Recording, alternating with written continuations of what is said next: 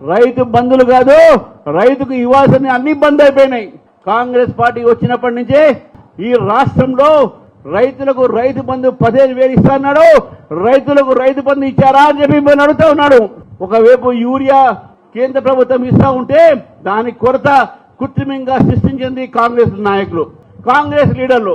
వాళ్ళు దళాలు చేస్తా ఉన్నారు, బ్లాక్ మార్కెటింగ్ చేస్తున్నారు, జాబ్ క్యాలెండర్ ప్రకటిస్తా ఉన్నారు.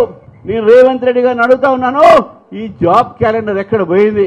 ఎంతమందికి మీరు ఉద్యోగాలు ఇచ్చారు? అదే విధంగా విద్యార్థులకు ఈరోజు ఫీ రీఎంబర్స్మెంట్ చేయలేని పరిస్థితి మీది. టీచర్లకు మీరు ఈరోజు పిఆర్సీలు ఇస్తున్నారు ప్రభుత్వ ఉద్యోగస్తులకు.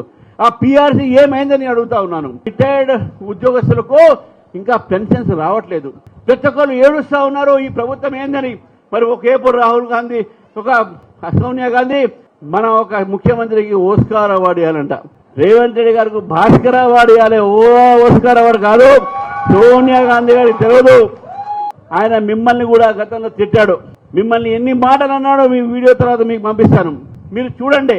కాబట్టి ఏ వ్యక్తి అయితే మిమ్మల్ని తిట్టారో, ఏ వ్యక్తి అయితే ఎస్సీని ఎస్టీని మా దగా చేసే ప్రయత్నం చేశారో, రైతులతో మాట్లాడిన తర్వాత రైతుల రుణమాఫీ చేస్తానని చేయకుండా, రైతు బంధు ఇస్తానని చెప్పకుండా ప్రజల్ని మోసం చేసేటువంటి వ్యక్తికి మీరు ఏం అవార్డు ఇస్తారో సోనియా గాంధీ గారిని ఒకసారి అడుగుతా ఉన్నాను.